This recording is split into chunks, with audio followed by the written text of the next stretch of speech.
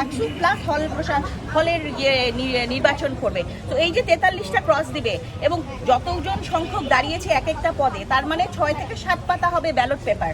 তো 6 থেকে 7 পাতা ব্যালট পেপার হলে একটা ছাত্র বা ছাত্রীকে যদি 43টা ক্রস দেওয়া লাগে, তার যে মানসিক প্রস্তুতি, এতগুলা নামের মধ্যে থেকে বাছাই করা মানসিক প্রস্তুতি, তারপরে কতক্ষণ লাগবে, ওই জিনিসটা ক্যালকুলেট করে কেন্দ্র মাত্র 8টা করা হয়েছে। বলেছে অনেকগুলা বুথ করবে, যতগুলাই আপনি বুথ করেন, কিন্তু কেন্দ্রে যদি কেউ ঢুকতে না পারে, কেন্দ্রের চারপাশে এর আগের বার যেমন আর্টিফিশিয়াল একটা ক্রাউড সৃষ্টি করে মানুষকে আসলে ঢুকতে দেওয়া হয় না, যেটা আমরা সচক্ষে দেখেছি।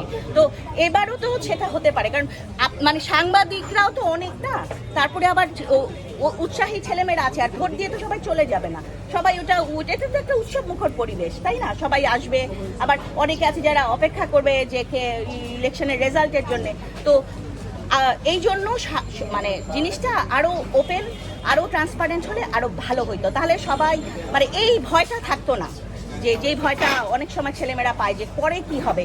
যেমন আপনার পরে যদি ওই যে ওকে সাইবার বুলিং করা হয়, অথবা পরে যদি ওর বিরুদ্ধে কোনো ব্যবস্থা নেওয়া হয়, তাহলে ও কার কাছে যাবে? দেখেন আমাদের যে সেলগুলো আছে ওখানে তো কার কাছে কে যাবে, এটা এত লেন্দি প্রসেস, তখন ছেলেমেয়েরা ভয় পায়, তখন ওরা সামনে আগায় আসে না।